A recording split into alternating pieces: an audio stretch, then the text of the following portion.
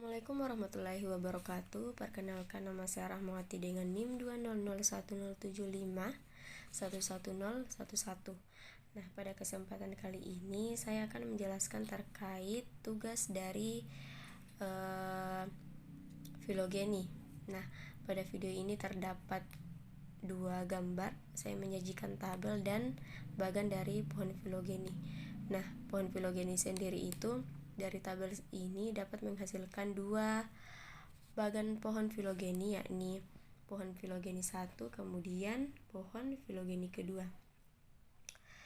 Nah, saya akan menjelaskan terkait pohon filogeni 1 berdasarkan pada tabel tersebut di atas bahwa karakteristik tulang belakang ini yakni berdivergensi menjadi lancelet. Nah, lancelet ini dikelompokkan dalam outgroup karena sama sekali tidak mempunyai karakteristik yang telah disediakan pada tabel ini, makanya dikatakan sebagai kelompok outgroup.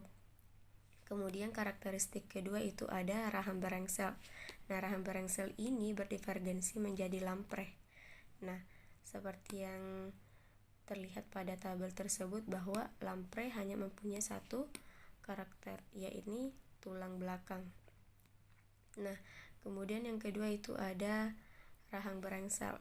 Nah, rahang berengsel sendiri ini akan berdivergensi menjadi tuna. Nah, seperti yang terlihat pada tabel di atas bahwa tuna itu mempunyai dua karakter, yakni tulang belakang dan tulang rahang berengsel. Sedangkan lamprey sendiri itu tidak dikelompokkan pada tuna karena tidak mempunyai satu karakter, yakni tidak mempunyai karakter rahang berengsel seperti pada tuna. Selanjutnya empat tungkai. Nah, empat tungkai ini akan berdivergensi menjadi salamander. Seperti yang terlihat pada tabel bahwa salamander itu mempunyai 3 karakteristik, yakni 1, 2, dan 3. Pada tuna tersebut tidak dikelompokkan lagi ke dalam kelompok salamander karena salah satu karakteristik yang dimiliki salamander itu tidak dimiliki oleh tuna tersebut. Kemudian karakter keempat yakni telur amniotik. Nah, telur amniotik sendiri ini akan berdivergensi menjadi kura-kura. Nah, seperti yang terlihat pada tabel, kura-kura ini mempunyai 4 karakteristik, sedangkan salamander tidak dimasukkan lagi ke dalam kelompok kura-kura karena salamander tidak mempunyai satu karakteristik yang dimiliki oleh kura-kura. Selanjutnya ada karakter susu. Nah, susu ini akan berdivergensi menjadi macan tutul. Nah, macan tutul ini terlihat bahwa karakternya itu mempunyai 5 karakter yang terlihat pada tabel tersebut. Sedangkan pada kura-kura ini tidak dikelompokkan lagi ke dalam macan tutul karena salah satu karakternya tidak dipunyai yang dipunyai oleh macan tutul itu sendiri. Kemudian karakter yang terakhir yaitu sirip dorsal. Nah, sirip dorsal ini akan berdivergensi menjadi lumba-lumba seperti yang terlihat pada tabel ini bahwa lumba-lumba lah yang menjadi pemenang atau memiliki semua karakter yang terlihat pada tabel ini. Nah, bisa kita lihat juga bahwa selain tulang belakang dan rahang berengsel yang dimiliki oleh karakter tuna, ternyata tuna mempunyai karakter atau keunikan sendiri yang tidak dimiliki oleh lancelet, lamprey, salamander, kura-kura, dan macan tutul. Nah, ternyata tuna ini mempunyai karakter lagi satu, yakni sirip dorsal. Nah, sirip dorsal ini hanya dimiliki juga oleh tuna. Nah, makanya di sini kita kasih nodus karena tuna tersebut juga mempunyai karakter ke-6, yakni sirip dorsal seperti pada lumba-lumba.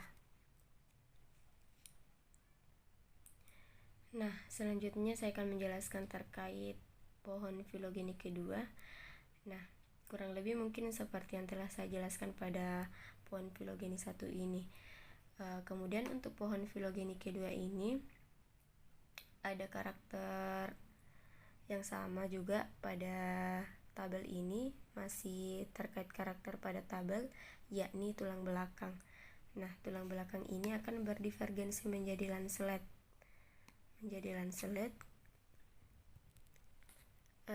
Kemudian yang kedua itu ada rahang berengsel. Nah, rahang berengsel ini akan berdivergensi juga menjadi lampre. Kemudian selanjutnya ada karakteristik empat tungkai. Nah, empat tungkai ini akan berdivergensi menjadi tuna dan lumba-lumba. Nah, mengapa ini pada karakteristik ini terdapat dua spesies? Karena tuna dan lumba-lumba itu mempunyai kekerabatan yang dekat, makanya mereka dikelompokkan ke dalam empat tungkai ini.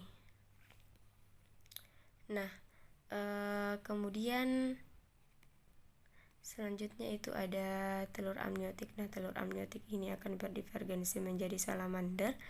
Kemudian ada susu ini akan berdivergensi menjadi kura-kura, dan sirip dorsal akan berdivergensi menjadi macan tutul. Nah, ada sedikit keunikan juga bahwa pada karakteristik 3 yakni empat tungkai, ternyata tuna mempunyai juga karakteristik sirip dorsal yang tidak dipunyai oleh spesies lainnya. Nah, juga pada karakteristik telur amniotik ini ternyata juga dimiliki oleh pada lumba-lumba tersebut. Nah, inilah yang membedakan antara spesies-spesies lainnya. Makanya pada tuna ini diberi nodus dan lumba-lumba juga diberi nodus. Nah, dari kedua pohon filogeni ini dapat kita simpulkan bahwa pada pohon filogeni satu ini terdapat 7 kejadian, yakni kejadian 1, 2, 3, 4, 5, 6, 7. Sedangkan pada pohon filogeni kedua ini terdapat 9 kejadian, yakni kejadian 1, 2, 3, 4, 5, 6, 7, 8, dan 9. Ya, selanjutnya saya akan menjelaskan terkait super taksana. Di sini saya mengambil contoh dari pohon filogeni 1, yakni saya mengambil contoh dari nodus 5, yakni terdapat macan tutul dan kura-kura. Nah, macan tutul dan kura-kura ini mempunyai sisi kekerabatan yang dekat yang berasal dari leluhur yang sama. Nah, kemudian saya juga mengambil contoh dari nodus 5 yang dimana ini melibatkan seluruh turunan dari leluhur yang sama, yakni ada salamander, kura-kura, macan tutul, dan lumba-lumba.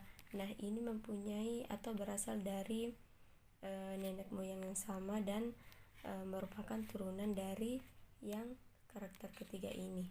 Makanya dinamakan dari leluhur yang sama. Nah, selanjutnya itu ada pohon filogeni kedua. Nah, di sini saya mengambil contoh dari nodus ketiga, yakni menghasilkan salamander dan kura-kura. Nah, salamander dan kura-kura ini merupakan parapeletik, yang dimana parapeletik itu merupakan pengelompokan organisme dengan mengeluarkan sebagian dari keturunan atau tidak seluruh keturunannya tidak dimasukkan dalam karakter itu. Contohnya itu ada saya mengambil nodus ketiga ini yang dimana terdapat salamander dan kura-kura. Nah, ini termasuk paraplegic. Kemudian juga ada keturunannya macan tutul, namun saya tidak memasukkannya. Ya, selanjutnya yang ketiga itu ada pohon Phylogeny terakhir. Nah, di sini saya mengambil contoh pada nodus ketiga. Nah, yang dimana ini merupakan paraplegic, merupakan pengelompokan yang bukan dari turunan dari leluhur yang sama. Nah, di sini saya mengambil contoh nodus ketiga, yang dimana ini